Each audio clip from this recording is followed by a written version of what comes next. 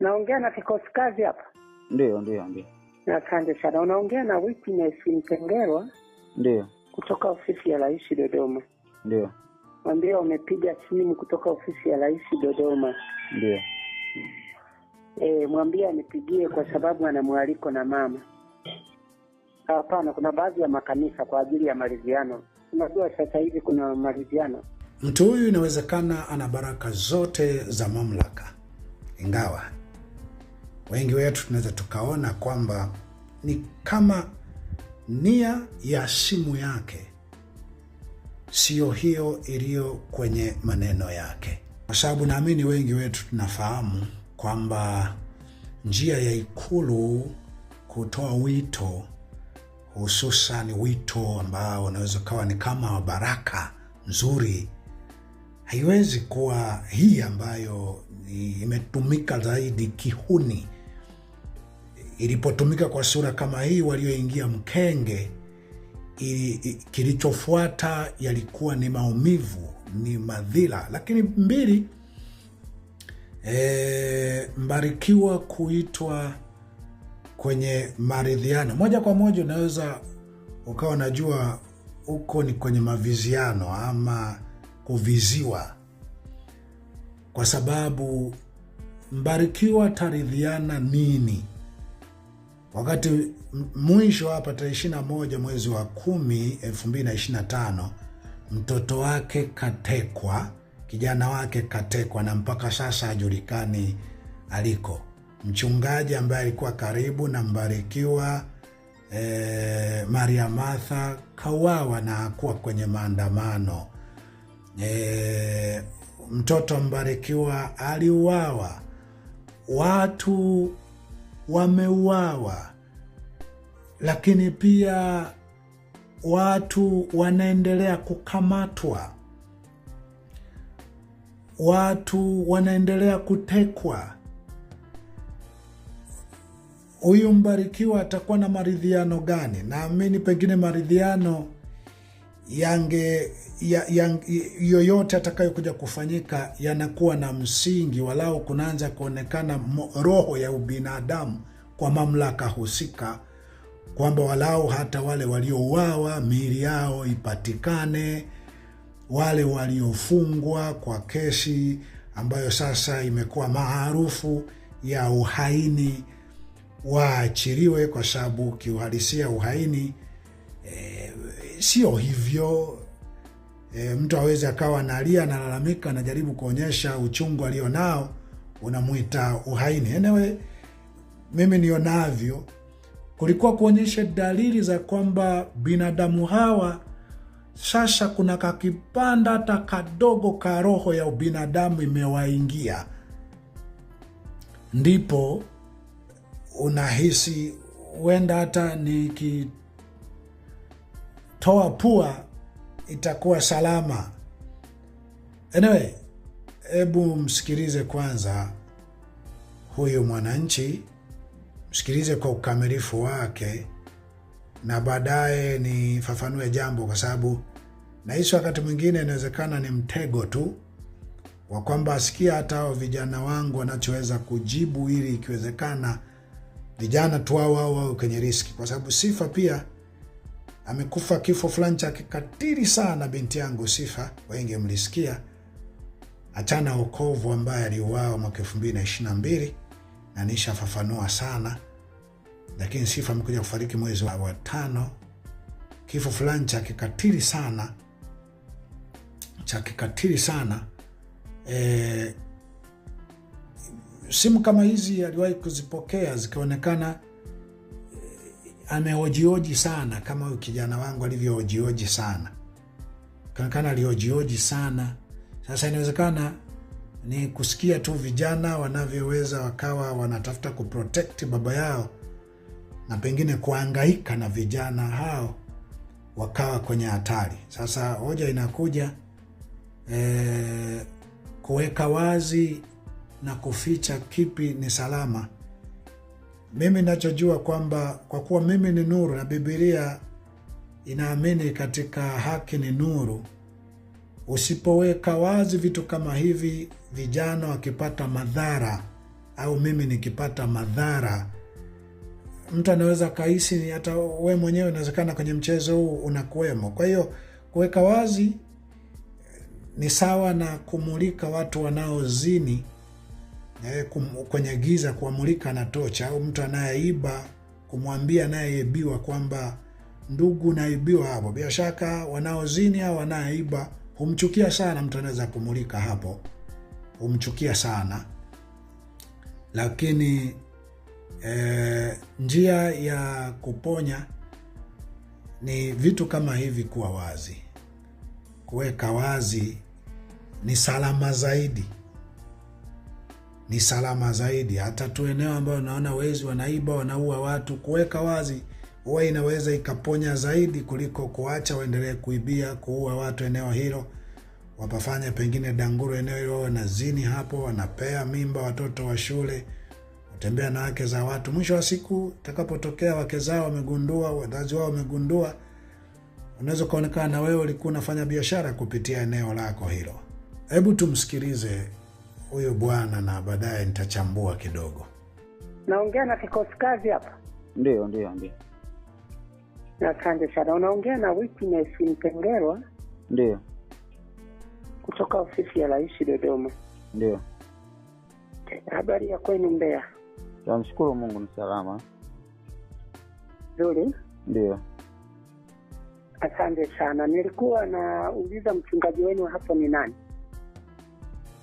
Mchungaji ameondoka hapa, hayupo. Ameondoka? Hayupo hapa.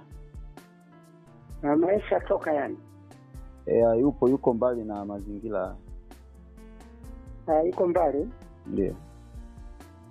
Asante sana. Sasa mpe namba yangu. Ndio. Mwambie umepiga simu kutoka ofisi ya Rais Dodoma. Ndio. Mwambie anipigie kwa sababu ana mwaliko na mama. Ndio. Mnielewa mtumishi? Kwa ajili ya ana mwaliko na mama Dodoma. Okay, sasa mwaliko sio angemtumia barua? Ndio maana nakwambia mwambie anipigie, nitampa taratibu zote mimi mwenyewe. Umenielewa? Okay.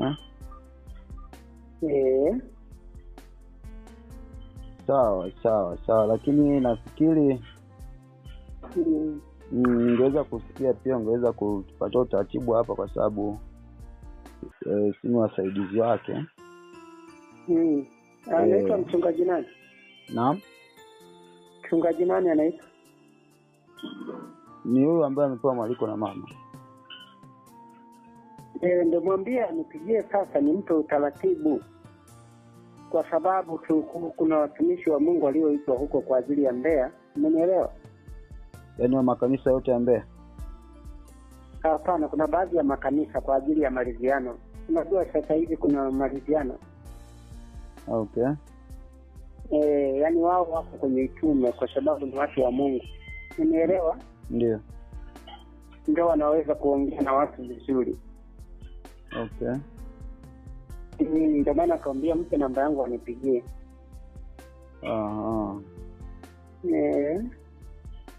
Sawa, nashukuru. Asante sana. Na wewe usipompata kwa wakati?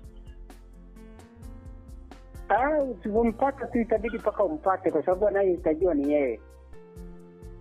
Okay. Kanisa gani lingine wamepewa mwaliko? Unasema? Kanisa gani lingine amepewa huo mwaliko? Yako mengi, kuna Eli Shadadi, unielewa? Ndio. Kuna Pentecoste, unielewa? Pentecoste ipi?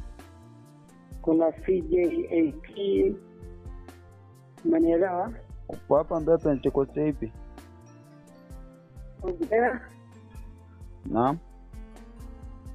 Nasema makanisa ya Pentecoste yapo hapo Mbeya, walioitwa watu wako 11. 11. Kiwepo kanisa lenu. Wewe mpe namba nipigie, mpe utaratibu.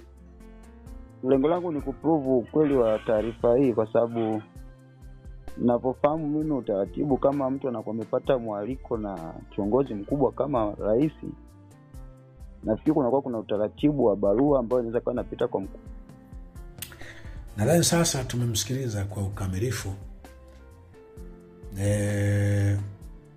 Mimi sitachambua mengi sana hapa. Nimeshaeleza pale mwanzo. Lakini hii sauti ukifuatilia clip yenye thumbnail hii hapa, utaiona sauti hii ni ile ile. Jina limebadilika, sauti hii ni ile ile. Leo nimeona vizuri niweke na namba inayokuwa imepiga, kwa naamini mtakao trace hiyo namba mtaliona jina ni la nani, na pengine mamlaka husika zinaweza zikathibitisha kwamba hiyo namba na huo wito ni halali, pengine kwa kuweka wazi hivi.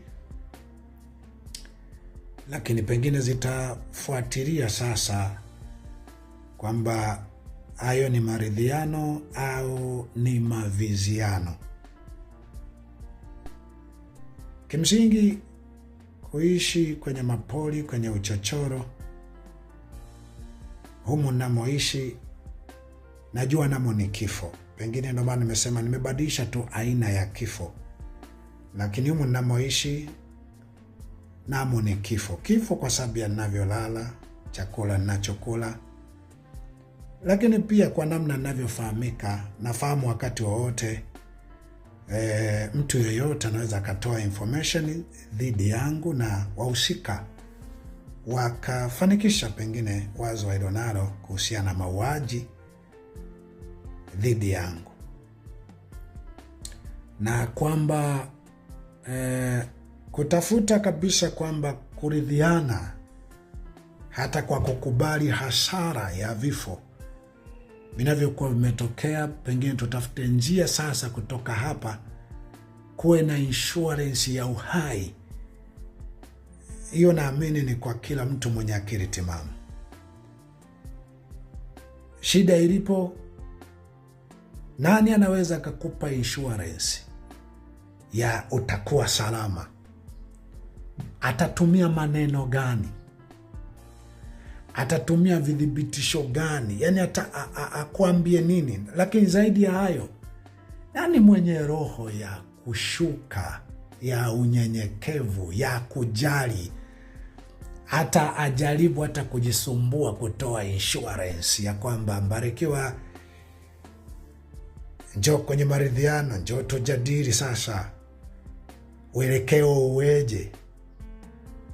Ingawa uelekeo mimi kwa sehemu kubwa nitatoa wa neno la Mungu ambavyo lilisolve mambo kama haya. Na nimeshasema mara kadhaa njia ya hayo maridhiano inaweza ikawaje, kwamba kwanza maridhiano ni baina ya muuaji au mtu aliyemuumiza mtu, lazima ajulikane. Lazima katika maridhiano hayo mnapoingia awepo mtu anayejua amekosea. Lakini mbili, pengine mnaweza mkasema hapana, hapo inatakiwa tu kwanza mjadiliane. Kama amfahamu, kila mtu afahamu kwamba amekosea, inatakiwa sasa mjadiliane, mzungumze ili aonekane nani amekosea. Mbili, mazungumzo sio yasimamiwe kiranja, mwenyekiti awe ni yule anayelalamikiwa kuwa muuaji. Huyo ndiye awe msimamizi wa maridhiano hayo. Kwa vyovyote vile, hawa naokuwa wamewateua watakuwa wakiangalia sana masilahi ya aliyewateua. Anayetakiwa kuteua watu wa kusimamia maridhiano sio yule anayelalamikiwa. Anayetakiwa kusimamia wakati maridhiano yanaendelea sio vyombo vile vinavyolalamikiwa kuua. Kwa mfano, ukikaa kwenye maridhiano ili pawe salama, watatakiwa wasimamie polisi. Polisi, picha zimo mitaani zinaonyesha, vingi na acha vya zamani ambavyo vilikuwa havijulikani nani anayeua watu, lakini sasa zimo picha mitaani zinaonyesha polisi wakiua watu. hao wasimamie maridhiano, ambayo maridhiano husika yanahitaji uwajibikaji, yanahitaji sasa huyu aliyeua, yeye watoto wake wako hai, yeye mke wake yuko hai, mume wake yuko hai, wazazi wake wako hai, dada zake, kaka zake wako hai, sisi hawapo. Maisha hivi yanaweza, balance inaweza ikawaje hapo, inaweza ikawaje hapo? Yeye aonekane mjanja kuua, sisi tuonekane, si ndio? Ile nasema msamaha kimsingi huko hivyo, msamaha huko hivyo. Ndio maana wengi wanaosema wamesamehe hujitwisha mzigo mzito ambao mwisho wa siku huja kufanya tukio fulani baya kwa aliyemsamehe au mtu mwingine. Msamaha huko hivyo, nimeshaelezea mara kadhaa. Msamaha hauko hivyo, haupiti hapo. Unaweza ukasamehe wewe usichukue hatua ya kumfanyia baya huyo mtu, lakini mara nyingi msamaha unakamilika. Aliyeua kwa upanga anatakiwa auawe kwa upanga na waovu wenzake. Ndivyo ilivyoandikwa kwenye Biblia, iliishi hapo. Akina Petro alikuwa hubiri, lakini Yesu aliwaambia shikae upanga atakufa kwa huo. Agagi aliambiwa na Samueli ya kwamba kwa kuwa ulifanya wanawake wakakosa watoto, mama yako pia atakosa watoto kama ulivyofanya. Mwanzo 9:6 Biblia inasema atakayemwaga damu ya mwanadamu, damu yake huyo inatakiwa itamwagwa na mwanadamu. Daudi anamwambia Sauli kwamba mimi sina kosa lolote, lakini mimi mkono wangu hautakuwa juu yako, ila Mungu atamuinua mwovu kama wewe atakayenilipia kisasi. Katika Ufunuo wa Yohana anasema mtu akichukua mateka atachukuliwa mateka, na atakayeua kwa upanga atakufa kwa huo. Msamaha ni ile namna pengine mimi naweza nisiwe ndiye nitakayechukua upanga kukuua wewe, lakini ulichopanda chenyewe, hata ukisamehewa utatakiwa ukivune. Pengine Mungu anaweza akakusamehe kwa ile adhabu ya milele, ile adhabu ya milele. Na hata hapa kwenye hii dunia, si wanadamu tunaweza tukaacha kwamba ilisitokee lolote juu yako, ingawa mara nyingi hata sisi tukiacha, Mungu humuinua mtu ambaye atakuja kukufanyia kama ulivyowahi kufanya, ingawa utaepushiwa adhabu ya milele, jehanamu ya milele. Kwa hiyo mimi kwangu maridhiano, hata nikihakikishiwa insurance ya aina hiyo, naamini lazima pawe pamefuatwa process kadha wa kadha ambazo zitakuwa zinaashiria dhamira ya dhati ya maridhiano husika.